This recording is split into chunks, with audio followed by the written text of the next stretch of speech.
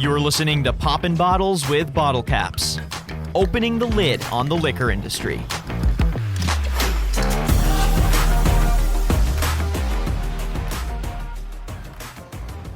Hello, everyone, and welcome to the first episode of Poppin Bottles with Bottlecapps. I'm your host, Daniel Litwin, the voice of B2B, and I'm so incredibly excited to launch this show, which is really going to act like a needed platform for business-to-business thought leadership across the food and beverage industry as we think about how digital transformation is changing how we interface with our customers and our business partners.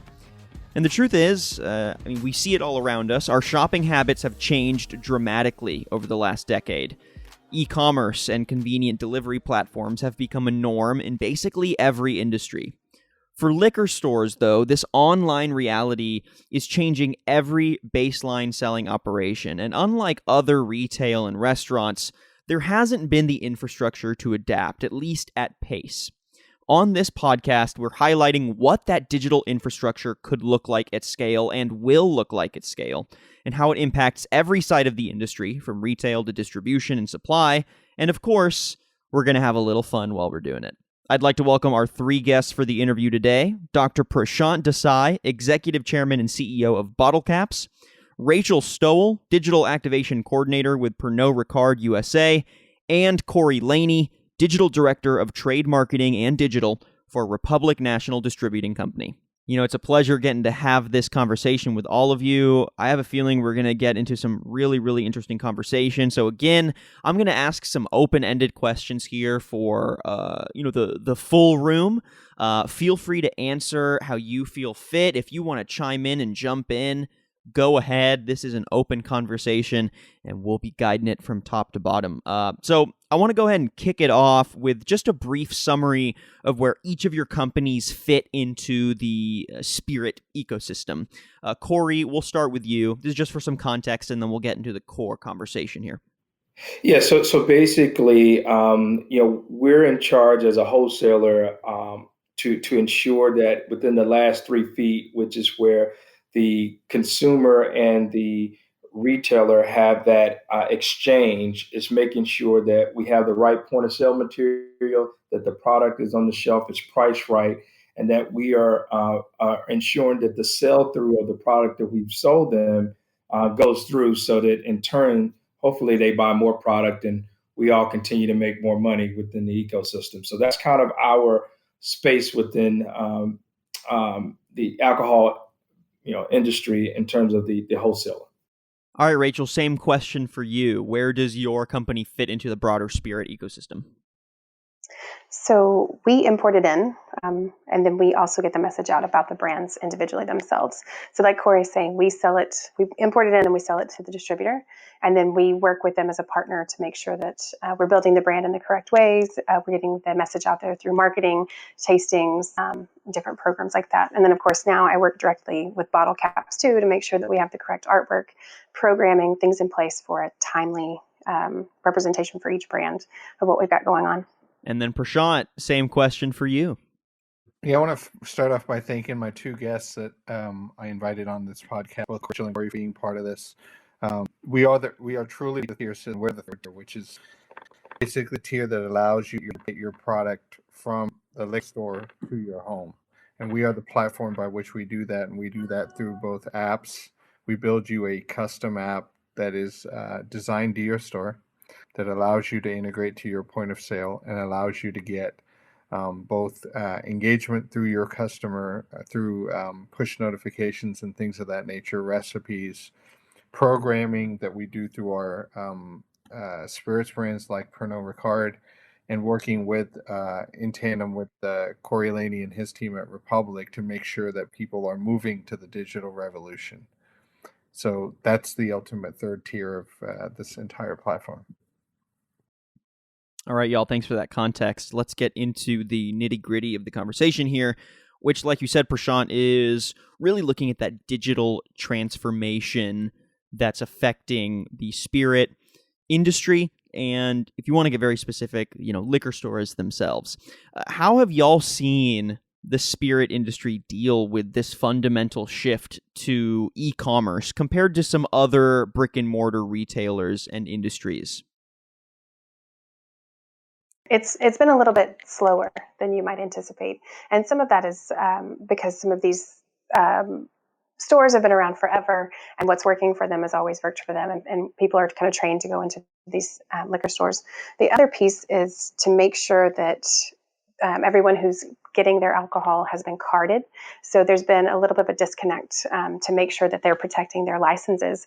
To let that out of their hands a little bit has been, I think, sort of a challenge for the industry, because obviously everyone wants to make sure that everything is above board and delivered in the right way. So sometimes if they're not built to also have drivers and delivery, then working with a partner like Bottlecapps or someone, they want to make sure that they feel safe, that their product is getting in their hand at the right time. I would also expand on what Rachel just talked about, is that there is I guess, a lack of education, and there's intimidation for a lot of these retailers that a lot of these, especially independent guys who, one operator, or they have only 2 or 3 employees, and you have them updating their Facebook or their Instagram, but they don't really have the expertise, within the store, and some of them are really strapped with cash as well. So it's hard for them to make that conversion. So what happens is you have a very fragmented industry of retailers that are out here who have interest in making that digital transformation, but don't know where to start. And so it puts us in a very challenging situation. In addition to what Rachel stated, is that we have retailers who are a little bit intimidated. And then from a distributor or a wholesaler standpoint, we have some of our sales associates that are also a little intimidated to have those conversations around how we can help them in that digital space. So quite a few challenges there. And then I guess the last point I'll leave you with is that it's such a fragmented market as it turns to different states and the laws on how they treat alcohol delivery in each state, because each state is very, very much different. And so those are a lot of the obstacles that we currently face, but working through it and having strategic partners like Bottlecapps is a great asset for us, because they too are trying to move in that direction and are also attacking it at the legal state to understand exactly what we can and we cannot do. And so that's what makes us great partners, because we're all trying to figure it out together. So Daniel, I'll add my comments. I actually come from I come from the biotech world, which everything is very forward thinking. And when I started to look at this space, this was Corey called it fragment. I would call it antiquated. Very, very antiquated in the way they do business. I mean, you can walk into a liquor store today and still see neon signs, which really blows my mind. And what we're trying to do is get these folks to come join the digital revolution, similar to what you saw with Amazon when they first started selling books. It's a true movement to e-commerce, and a movement where we've walked in and talked to liquor stores and they've told us specifically, oh, I have a website, but their website actually does nothing. It's a static website. What we want them to do is understand that they could be selling product online and use bricks and clicks philosophy, as we believe in, where you engage your customer in the store through the brick model and outside the store through the click model. And you're starting to see this divergence where everything is moving from the bricks to the clicks, as people want convenience and delivery as part of the way they live their lives today. And today is a very fast-moving life where both parents typically work. People want convenience in everything they do, and we provide that mechanism to do that. Yeah, I feel like that aspect of clearly more stringent regulation on what you're selling compared to other brick and mortar retailers must be one of the biggest challenges to growing an operation like this, or getting the spirit industry to that same flexible, frictionless digital space that other brick and mortar retailers have already achieved.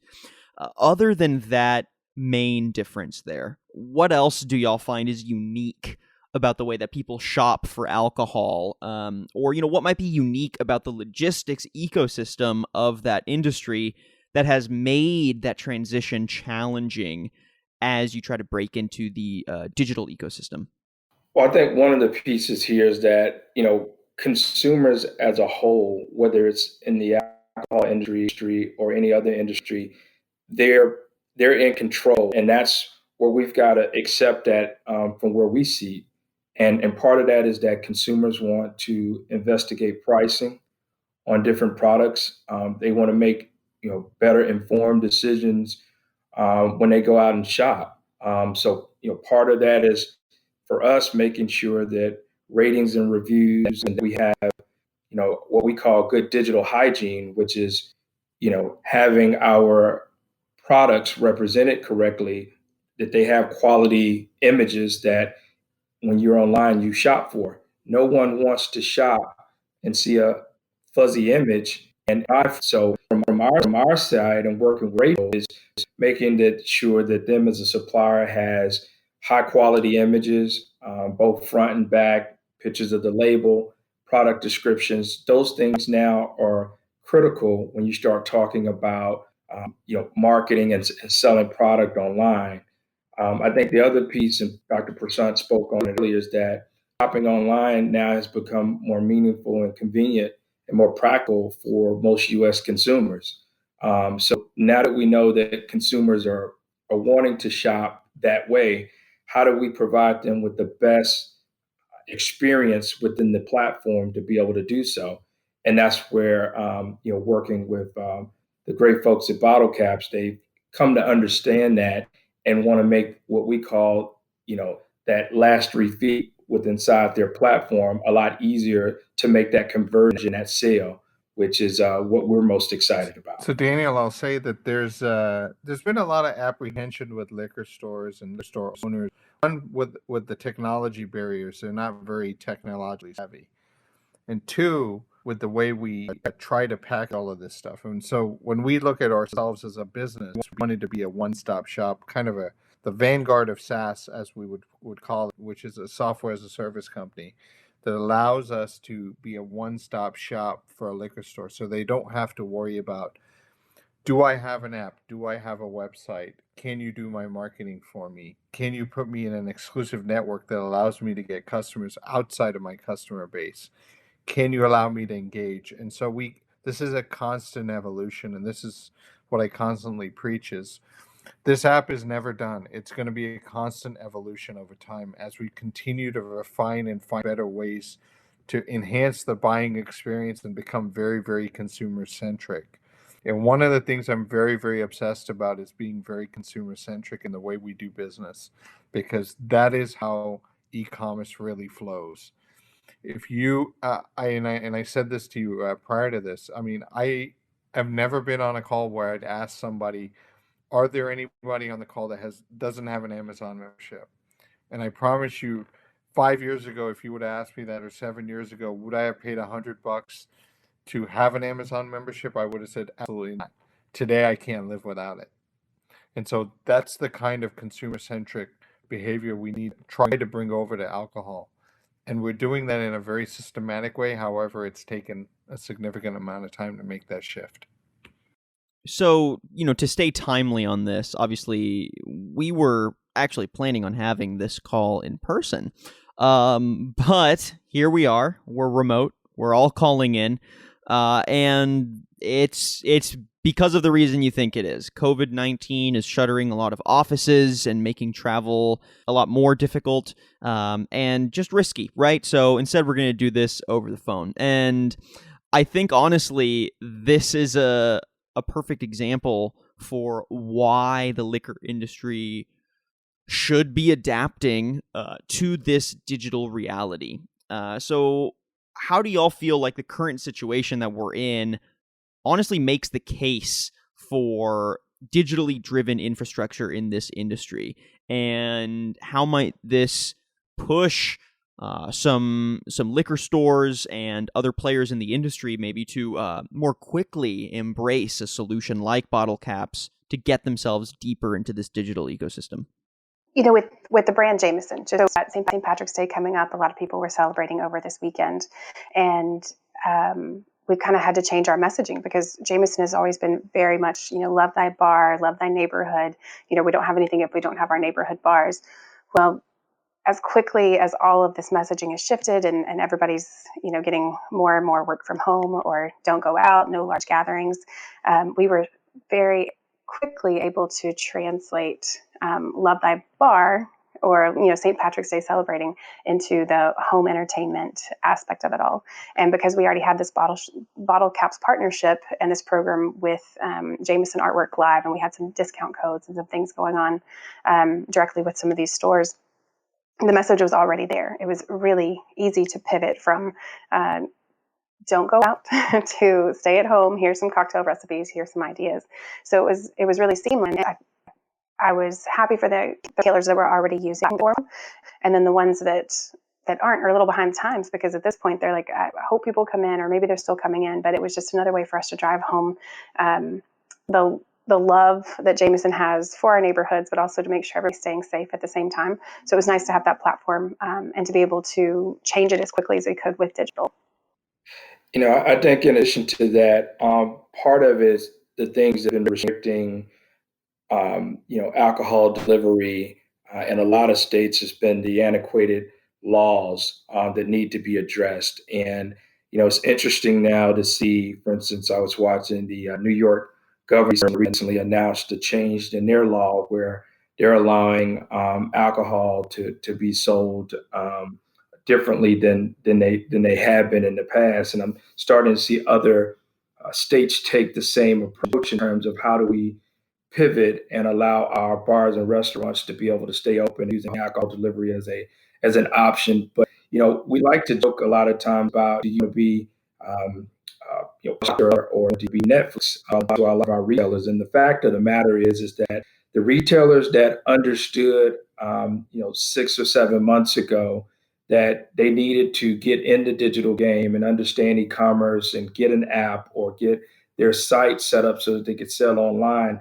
Those are the retailers that are benefiting today and being able to at least continue to sell product, which is a great thing. And so, although this is a horrific time in our country that we've never seen in our lifetime, on the side of it is that there's retailers that are able to sustain simply because they put the right infrastructure in several months ago and put themselves in a position to be able to be able to deliver alcohol and be able to sell through their app. So this has definitely been a change in how we go to market, but it's definitely put more emphasis on the fact that retailers should definitely be in this game and understand how to take full advantage of having their own platform to be able to sell online.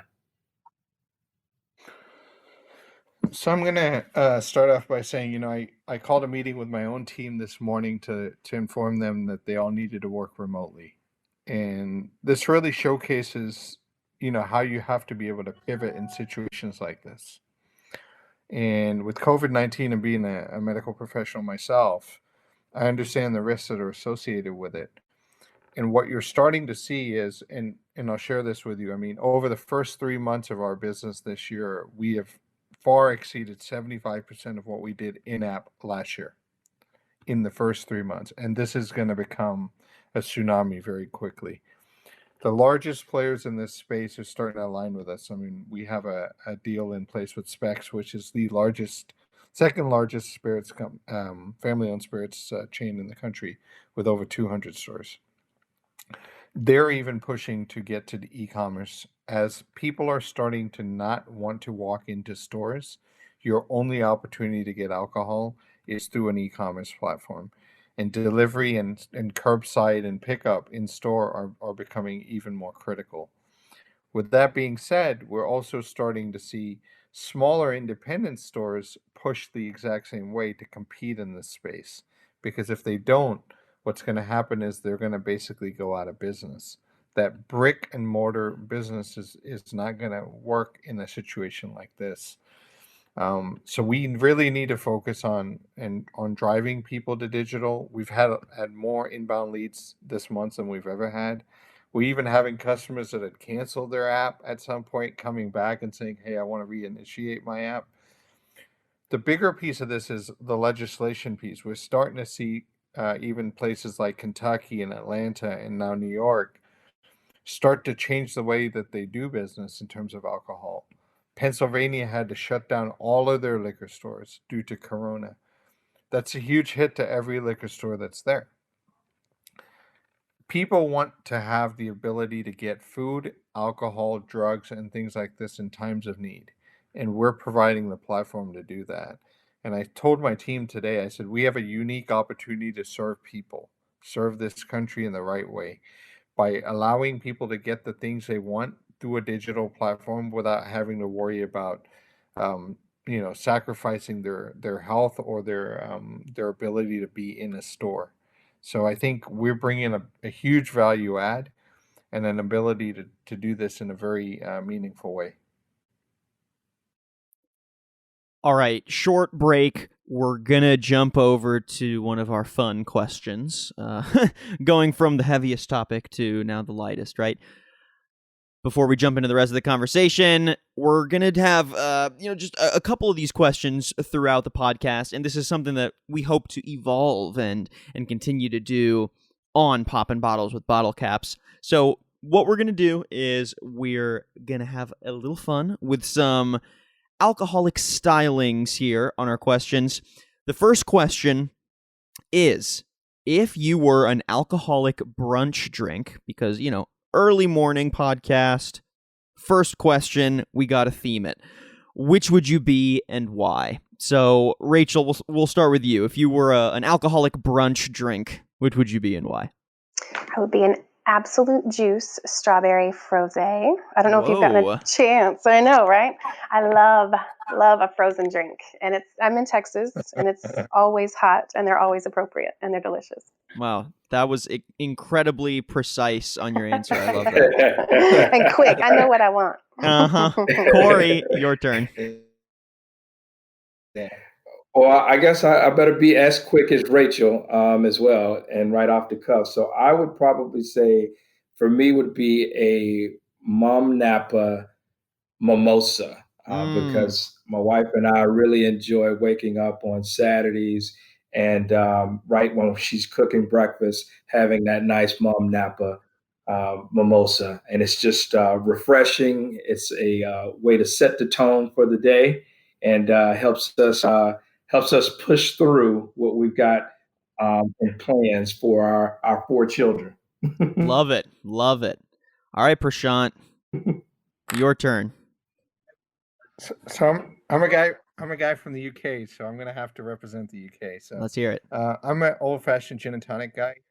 They say gin is in, and I'd like to have a little bit of Liverpool gin and some tonic. Wow. Now, does that? I guess, what do you match that up with on your brunch? Well, I'm an equal opportunity offender. So, it doesn't matter to me. I drink at all times. I love that. So I can eat anything with a gin and tonic. It's just nice and refreshing with a lime. I think it's a drink you can drink all day long. Would have to 100% agree. Gin and tonic is definitely that go-to refresher for me. It's classic too. Oh yeah, very much a classic. Very refined, Prashant. Refined answer.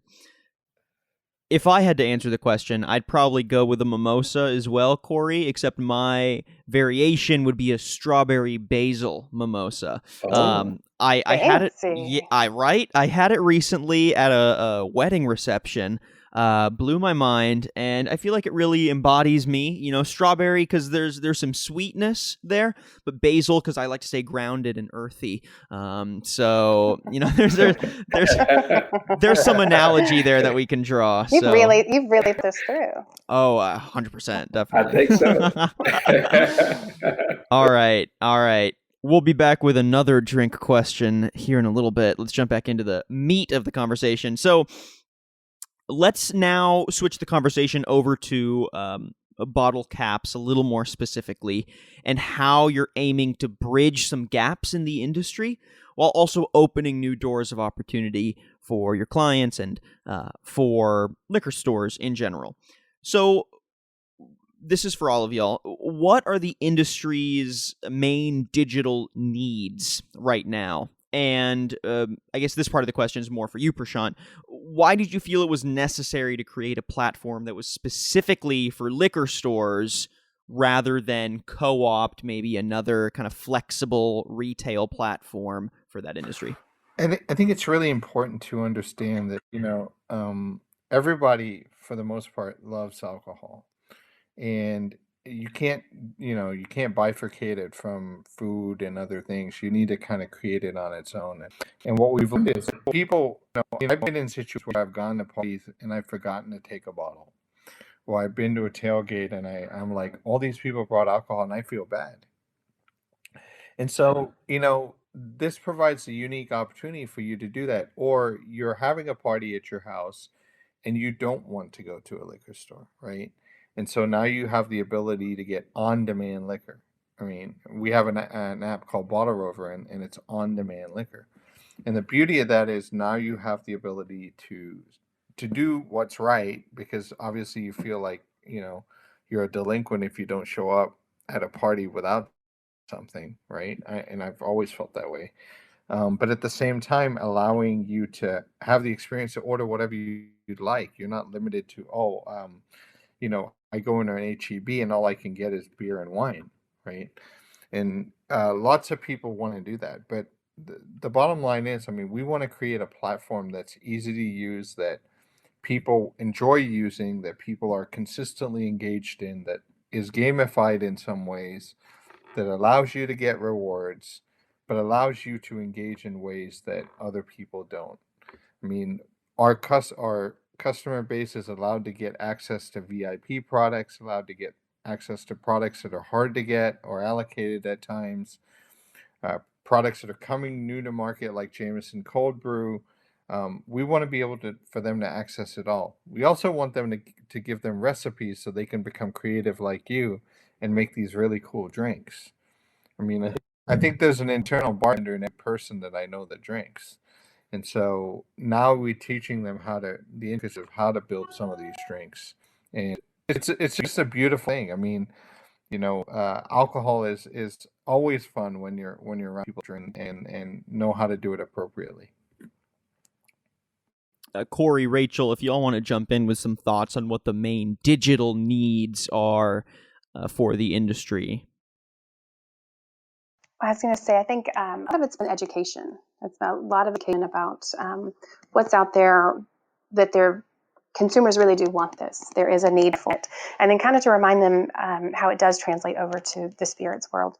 Because, if you're shopping online, you're getting your groceries, you're getting stuff from Amazon, but you're not getting spirits, and you're the people who run the spirits, the liquor stores, that there is a need for it. You're already trained how to do it. Your consumers for sure are. And we've seen that as soon as they turn these apps on, as long as they're educating their customers about it in the stores and they're getting them to download the apps, now they're starting to see those sales come through.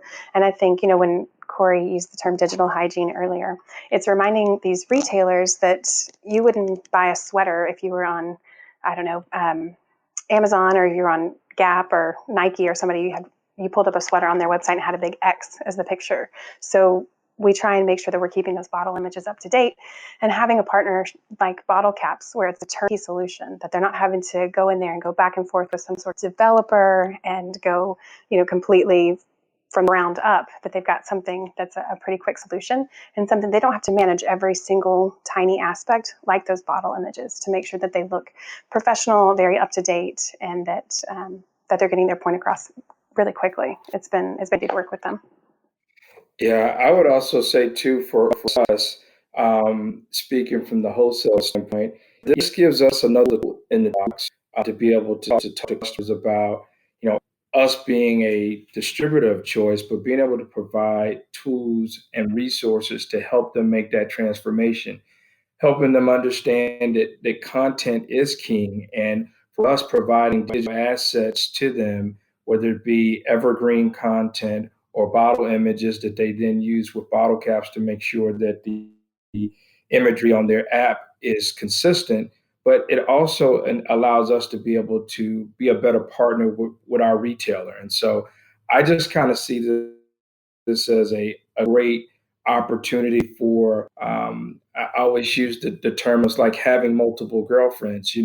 Our one girlfriend is the retailer, our other girlfriend is our supplier partner, but then also how do we connect those dots to make sure that everybody's loving on each other? And so in this particular ecosystem here, it's us working with Bottlecapps because they're creating a solution to the needs of our retailer in a way that helps them sell more product, which in turns helps us. And the other piece about it is that it does not allow our retailer to erode their margin based on the cost to get into the e-commerce game.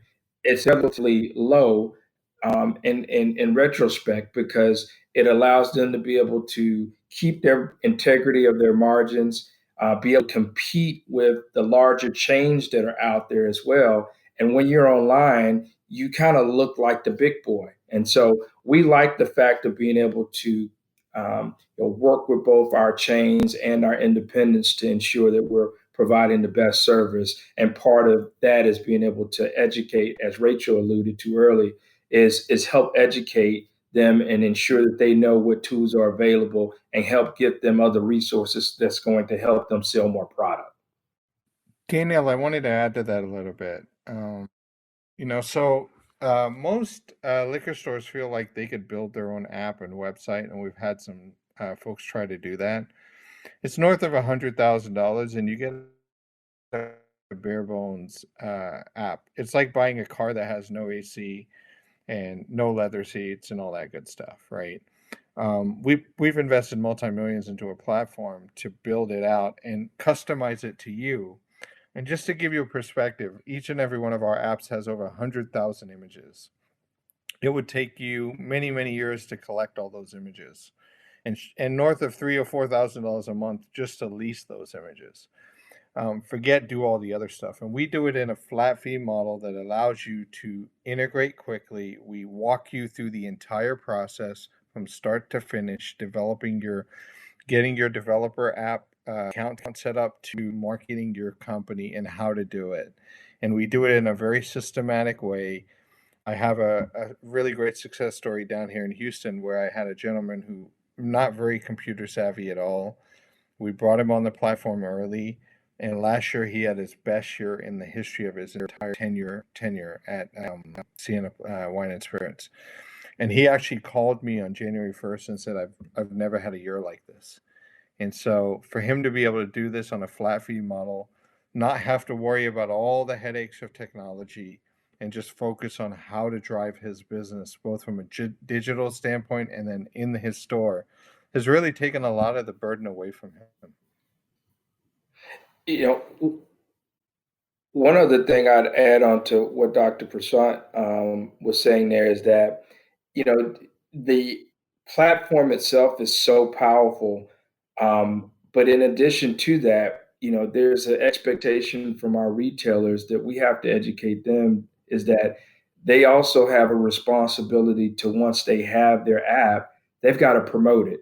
No different than them promoting their store in the traditional facet that they do.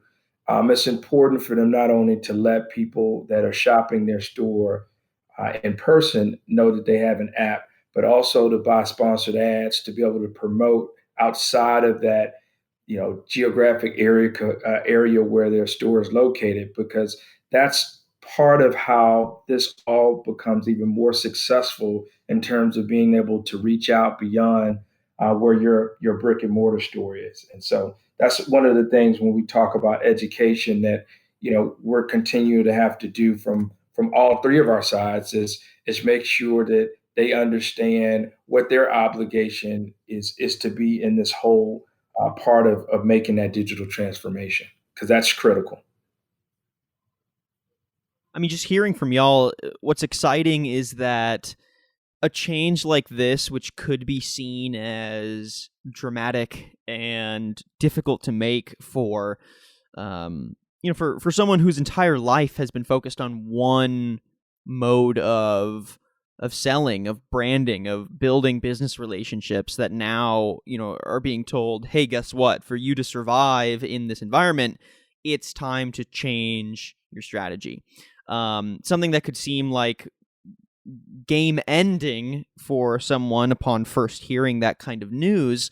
I mean, it sounds like a platform like Bottlecapps is not, it not only is it not a game ender, obviously it's a game changer, but even just getting to use it, implementing it, figuring out, the basics of the platform on day one, you've got that turnkey mentality built in. And I think that's incredibly important, especially for this industry, because of the kind of resistance to change that is probably baked in, because there really hasn't had to be a challenge to the traditional selling methods and logistics that have, carried the industry for decades. Yeah, I mean, that's why it goes back to education, working with Bottlecapps to host these what we call digital matters workshops, where retailers can come in and learn how this works, and learn some of the best practices and tips to the trade on how to accelerate their business. I think that's one of the things I'm most excited about, is that, you don't just buy that car, but you get that car and you get a full manual that goes with it, and a coach that kind of helps you through the process, because we all have vested interest to see these retailers be successful.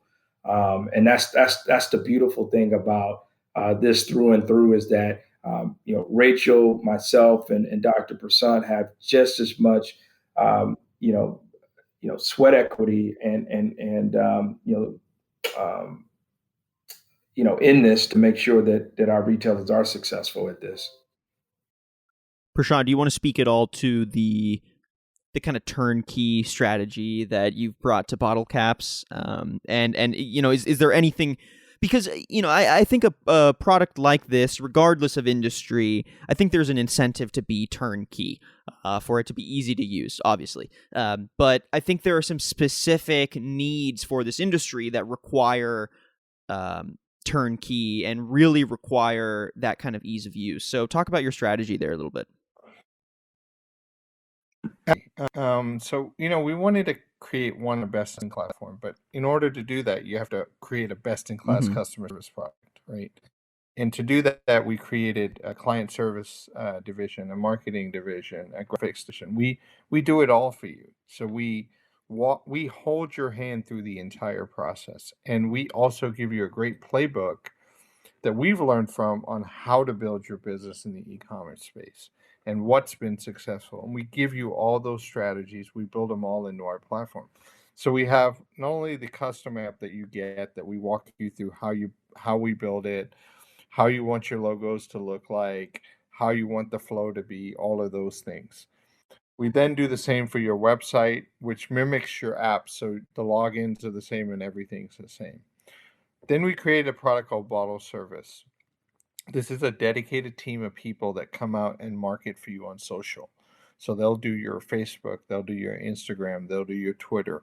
Not only that, what we'll also do is we'll run contests where stores will actually get prizes for helping, get usage out of their products. So we'll have a contest for downloads. We have one for Texas right now, where the store that gets the most number of downloads, so that means that they're asking their customer to download the app, so now they can engage with them.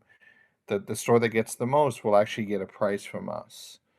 So we're incentivizing the store to use their own product to engage their own customer, right? And the last product we came out with, Bottle Rover, gave us the ability to now pick your store in 42 states. We're currently in 42 states and 5 countries. But allow you to get it anywhere from Florida to New York, up to California, and down to Texas. And it's beautiful in that sometimes you'll have people come into your area that currently don't know who you are, and the minute they download the app, Bottle Rover, you're allowed to look at every store that's available, can tell if it's still your pickup, and you can do it very, very conveniently. I did it in Vegas, right in an Uber, and it worked perfectly. And so we want to make sure that we dot all the I's, cross the T's, and make sure that that it's a win-win situation for both us and for our partners. And whether that be a spirits brand, whether that be a distributor, or whether that be one of our liquor stores, all three tiers of the platform are very, very important to us and core to our business. And so we've done everything in our power to do that, in every which way we possibly can. And we'll continue to evolve that to make it better and even more streamlined. Dr. Prashant, I know you didn't touch on the dashboard, but I thought that was pretty cool too. That the retailer is able to see not only their sales, but they're able to do the push notifications. If you talk a little bit about that, because that was Yeah, one of the absolutely. things that when Rachel and I, first met you and started talking, it was incredible. So if you want to touch on that. Yeah, so we have a back end dashboard that allows you to look at not only just your orders, but allows you to do push notifications for various things like tastings in your store, allocated products. I'll give you an example. We had a recent product that was very hard to get. One of our stores did a push, and in 6 minutes sold $6,000 of product. It's all these intricacies that we allow you to do through our data and analytics platform. We're also allowing you to take your own data and now figure out trends, right? So allowing you to, one, predictively pick your inventory so you'll know, if I sell so much of X, I need to buy so much of it when I hit this threshold. So the data and analytics piece of this that I haven't talked about is really key to driving their business also. And then they get a full view of their business every single day. They can look at orders. They can actually do this right on their iPhone. We have a product called BC Admin. So we have a B2B product, which is business to business, and we have a B2C product, which is what we put consumer facing. We've done both. And so now you're able to, an owner of a liquor store can open the app, his BC Admin app, see the orders coming in, actually fulfill them like you would see on Domino's or on any of them, saying, hey, we've received the order. It's being picked right now. It's going out for delivery right on their iPhone with a swipe of a button. And we've made that easy, but it allows them to take the data and empower them to make better decisions for their own business. And that's really important. And engage with their customer in a way like they haven't in the past.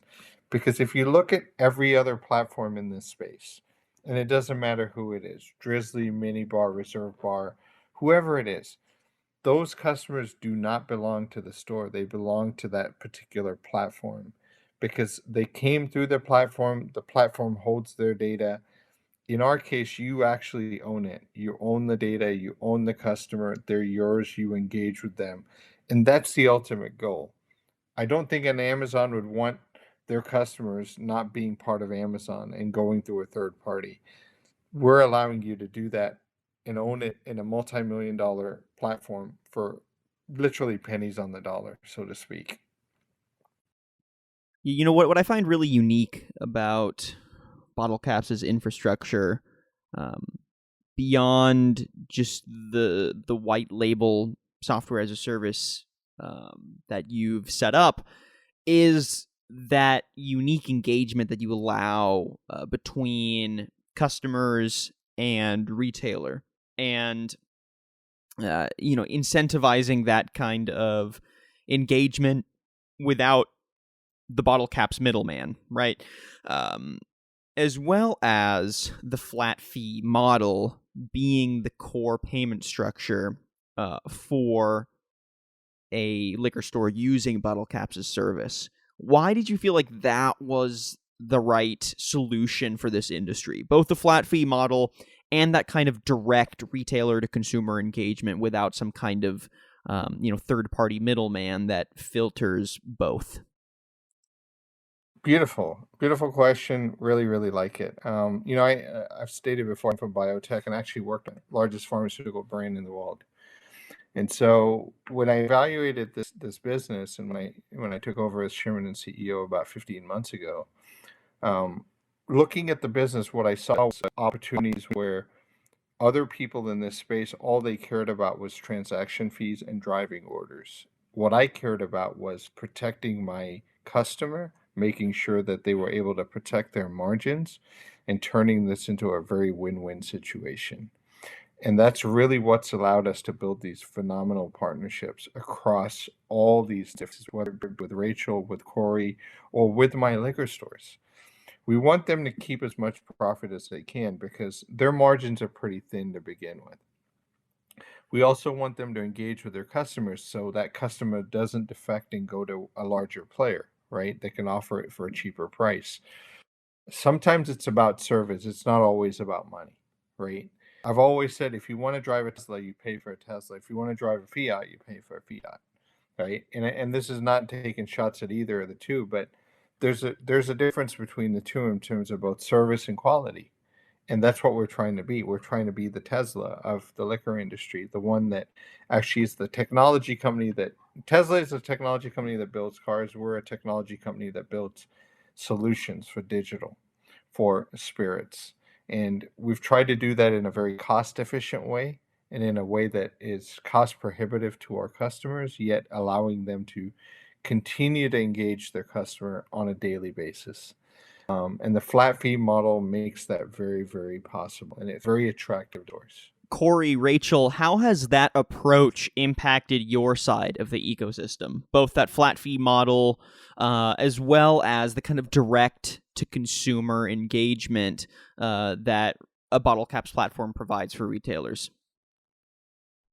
I think it's made it more approachable. With other options where they automatically got this percentage off the top or this or that, no matter what they sold,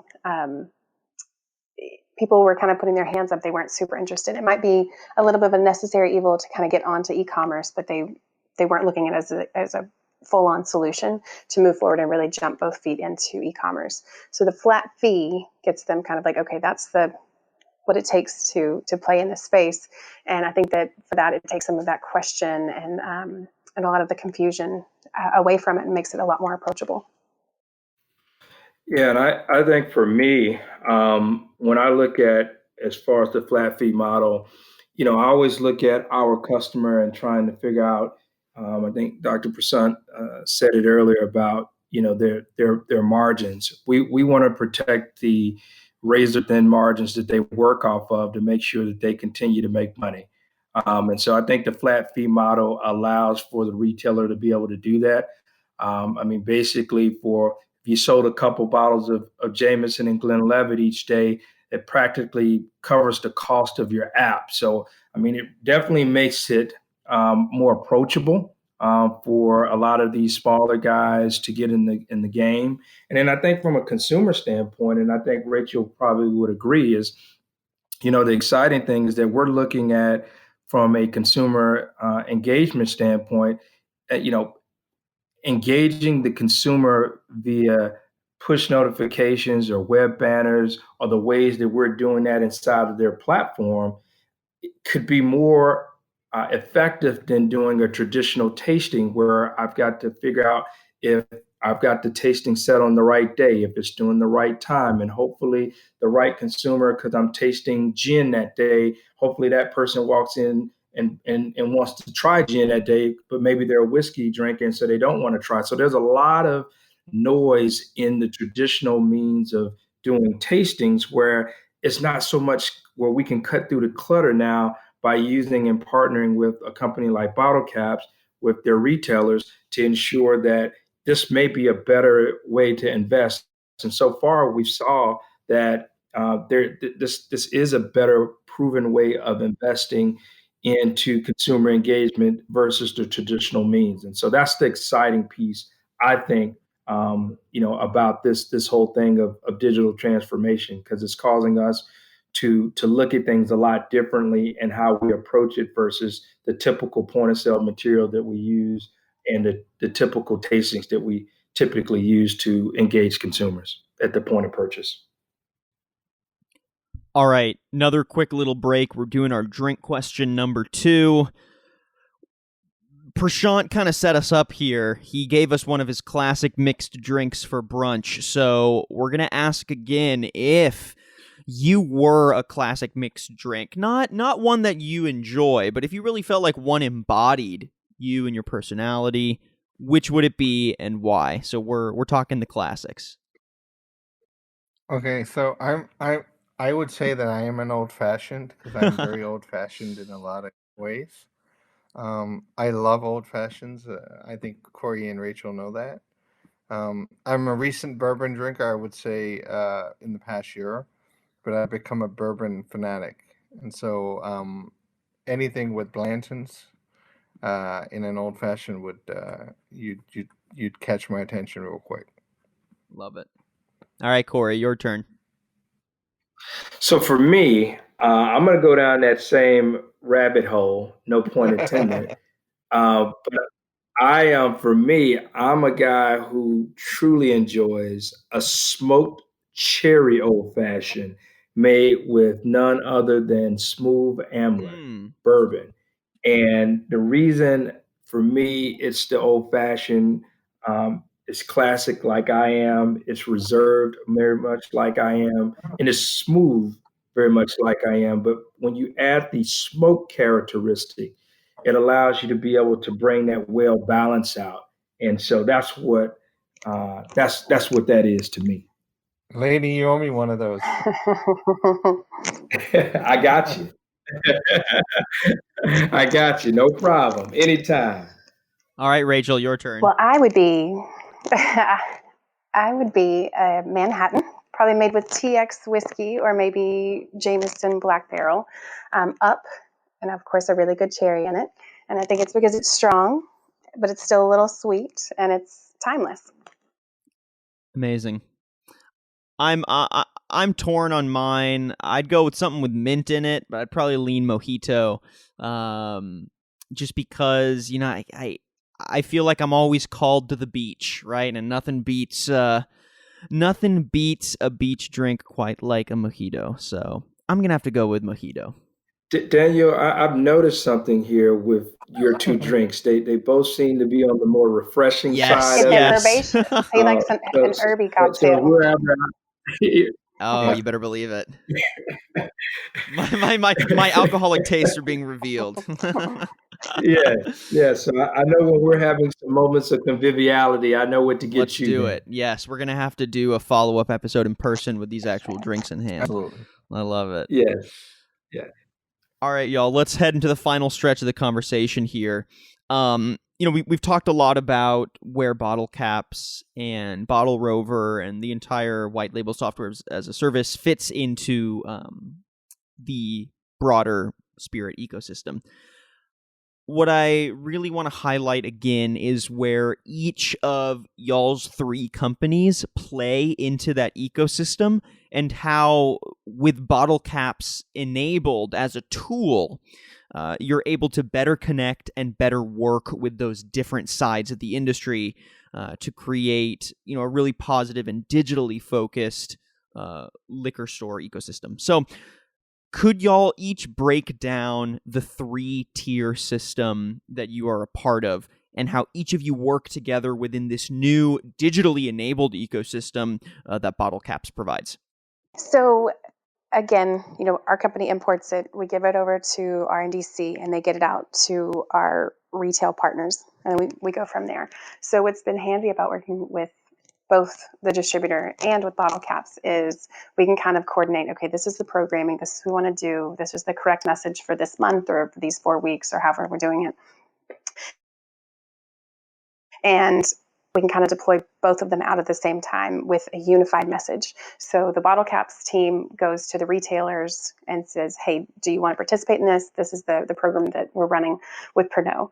And then from there, we also send it to the distributor side, and the distributor has their own sell sheet, and they can kind of reiterate, but also they're very fully aware that, hey, you know what, we need to have a little more Absolute, we need to have a little more Jameson in the stores, because this is what we did last time. We really cranked up the heat on both of these when we did the e-commerce programming during December, and so now we need to up our game. We know how it'll affect the business. So it's been nice to kind of have that one unified vision, and then everybody helps deploy it in their own way.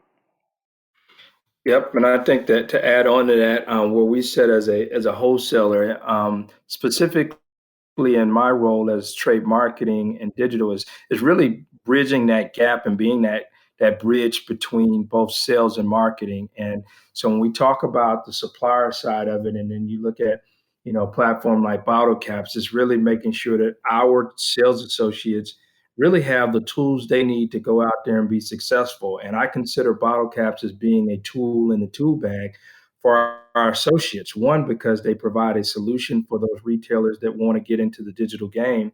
But for two, it also provides us a way to provide that omni-channel approach where what we're doing in the brick and mortar from a tasting or engagement standpoint in the store, a lot of those things can have tremendous benefit from having multiple touch points. And so for us, I think it's a unique situation because the partnership with BottleCap has allowed us to make a stronger connection and relationship with our customer beyond just on what we can sell them and put on their shelf, but it's about how do we continue to think differently and provide out of the box solutions for our customer. And for me, I just think that Bottlecapps has really stepped up and served to be that tool that is really making that point of difference for us as a distributor. So I'm going to echo what both of them said. I mean, it is a unified vision, and they always say teamwork makes the dream work. And we have the ability to touch all three tiers of the system. We work with Rachel and her team and all spirits brands to basically use their products on our platform to make sure that the images are correct, to make sure that they're allowed to program or do some level of programming, which allows consumers access to new products and emerging products at better prices than they normally would get. At the same time, we work with Republic, which is a distributor, to allow us to access to some of the latest products and do it in a mechanism where all three of us touch liquor stores. And so now we're able to do it in a three-pronged approach, which allows us to ultimately talk these liquor stores into making that move to digital. It's a leap of faith, and once they make that leap of faith, it's quite enriching in a lot of ways. It's like when I bought my first Tesla. I went from going a regular car to an electric car, and it's like driving a plane. But once I've done it, now I love it. I'll never go back. And that's what our consumers are seeing, and so are our liquor stores. Once they go digital, they never go back. And it's such a unique opportunity, and we've built a platform that's very conducive to it. And we've really done a really good job in building a best-in-class platform that will continue to evolve. We continue to bring out new features, like we're doing integration with DoorDash across the United States, so people will be able to get delivery in compliant states. We're doing wine clubs that will allow you to get wine. We're looking at doing something like a subscribe and save, similar to what you've seen on Amazon, where we know people like Corey like to drink their bourbon, so maybe he can put it on subscribe and save and get it on a regular basis. We're going to do all these very creative things to enhance the process and enhance the buying experience. And obviously, as this digital ecosystem builds out more in this industry, much like all the other industries where e-commerce has become the norm or a norm, it's not like it completely supplants brick and mortar. It's not like brick and mortar is going away in any capacity. It's just evolving, and the strategies are clearly having to change. So how are y'all seeing Bottlecapps and the digital tools in Bottlecapps mesh with the brick and mortar strategy? And how do you see the physical liquor store changing its strategy or changing its place as something like this digital ecosystem becomes more prevalent? For some of them who have not yet took full advantage of like their CRM platform, you have a lot of retailers who have maybe collected email addresses from some of their customers, but have never segmented those customers based on their preference. The bottle cap platform will allow you to be able to at least, kind of go down that path, which I think is pretty cool. when you start looking at taking some of those key learnings from brick and mortar and some of the other industries that do a really good job at, once you make a purchase from them, being able to send you relevant content or relevant items that fit your need for more of a personal shopping experience. And so I think that this is one of the things that the liquor industry, particularly this platform, will begin to allow you to do from a retail standpoint, is really to take advantage of that CRM and really tie in and create that personalization for your customer, which in terms, the more the retailer knows more about you, the more they can tailor those shopping, um, those added value pieces to increase your shopping experience with that particular store. Yeah, I think it's really important that, retailers understand that, they potentially could have less overhead burden in terms of employees and things like that if they went to more of a digital platform, because we allow for curbside pickup, we allow for delivery, we allow for in-store pickup. All of these things you can do in advance of a customer walking into your store. The other thing we've noticed is when people go digital, their basket sizes go up. They don't feel it's like when you're buying on Amazon. When you start buying one thing, then you're like, oh, I need this. Let me buy this too, since I'm already having it shipped. We're starting to see basket sizes in the over $100 range for e-commerce versus when you go in store, it's 50 to 55 bucks. So it's a much higher basket spend. We're also learning from customers that they want other products, and we can track those trends and allow the liquor store to go buy those products and supply them to their customers. And up till now, they've never had that opportunity. So there's multiple reasons why you should e-commerce, and it allows I think liquor stores to be much more efficient in the way they do business, from both an overhead perspective, an engagement perspective, and the ability to track data and analytics. Prasad, the other thing I didn't get the chance to mention, but the other huge upside to this is that when you go digital, there's no theft. So a lot of stores are looking at shrinkage based on theft. You don't have that with online, which is a huge benefit. The other piece of it is that your store is never closed. So even though the liquor store may close at 9 o'clock, you can buy 24/7. It doesn't mean that you can have it delivered 24/7, but the option to be able to have your store open 24 hours a day and have no theft is a huge upside. Absolutely. And we see that. We see orders coming in at midnight and 2 o'clock that are going to get fulfilled the next day. But while you're sleeping, you're making money. And it's been a mantra of ours for a while. And you make some really good points, Corey. All right, y'all, that basically wraps up our conversation, but we're going to end on another high note. We're going to end with another drink question. This one is, definitely a little more party-oriented because, hey, come on, we're talking alcohol, right? So, if you were a shot of liquor, which would you be and why? And, really get into how it feels going down, the smell, the taste, the woo level afterwards. Let's hear it. If you were a shot of liquor, which would you be and why? I'll pop up. There we I go. would be a round of Jameson with my friends because the bartender's never going to be mad because you're all getting the same thing. You're not ordering this random shot, this random shot, this random shot. Nobody really has that horrible Definitely tequila face, when they're taking their Jameson, and nobody has those bad memories. And it's a great strong shot that's quick and easy to get at the bar. For me, I'm going to have to go with, and I hope you guys are all sitting down right now, but I'm going to have to go with a shot of Reserva 44, also known as High roller. Avion 44. And that's because, for me, it's one of those that is so smooth, so well balanced. But if I talked about it spending those 44 months in that barrel, do you know what happens 44 months inside of a barrel?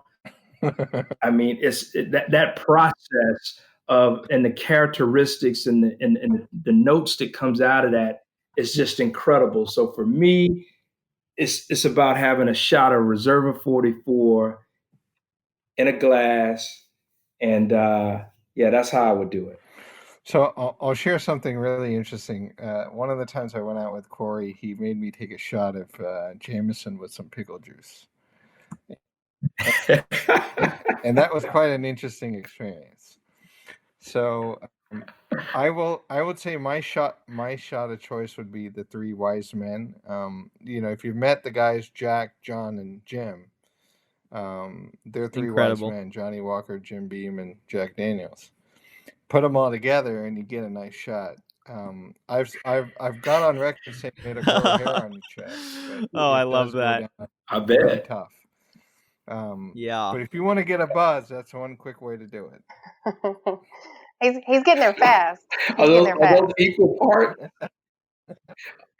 Are those equal parts, Dr. Equal Prashant? parts. Doctor recommended. Doctor recommended. Yes, let's see that doctor's note. Now, what kind of herby shot are you cooking up over there? Oh God. I was honestly gonna say just a good old shot of tequila. Is that herby enough? Maybe not. It can be. But I think the reason is because most shots for me don't go down easy. So if I'm going to do the shot, I might as well go all out. So get me that lime, get me that salt, and get me that tequila face, because I'm just, if I'm going to do it, I'm just going to go 100%. That's right. Daniel, let me just tell you, if you're going to have some Reserva 44 with me, you're not going to have a tequila face. It's going to be a face of bliss. And you don't need no salt. You don't need no salt, and you don't need no lime. All you need to do is have your palate ready. And so when I see you, that's what we're having together. Noted. It's in the agenda. Daniel, after this COVID stuff goes away, we're going to be doing an after party. Good. Oh, that sounds great. Yeah, and Twitter has been telling me that tequila's good to fight against COVID. I'm going to say that's probably not scientifically accurate, but any excuse to fine, I'll stock up on my science proves that we'll go from there. We're going to get you some Altos or some Avion 44. We want to make sure that you have nothing but the best. Love it. Daniel. Nothing but the best. I love that. You just need to get above 80 proof. Once you get above 80 proof, everything goes exactly right. All right, y'all. That wraps up our episode of Poppin Bottles with Bottlecapps. Again, I'd like to thank our panel of guests, Dr. Prashant Desai, Executive Chairman and CEO of Bottlecapps, Rachel Stowell, Digital Activation Coordinator with Pernod Ricard USA, and Corey Laney, Digital Director of Trade Marketing and Digital for Republic National Distributing Company. Thank you all so much for joining us and for this first episode of Poppin Bottles, and I'm really looking forward to going forward from here. Yes, thank you. Thank you all. Yes, indeed. Time to pop some bottles now. Let's do it. Pop them. Let's do it. Have a great one. And thank you, everyone, for listening to this episode of Poppin Bottles with Bottlecapps. And if you like what you heard and want to listen to previous episodes, make sure you find our podcast on Apple Podcasts and Spotify. Make sure you subscribe, leave a rating, and a comment wherever you're listening to that podcast content. I'm your host, Daniel Litwin, the voice of B2B. Till next time.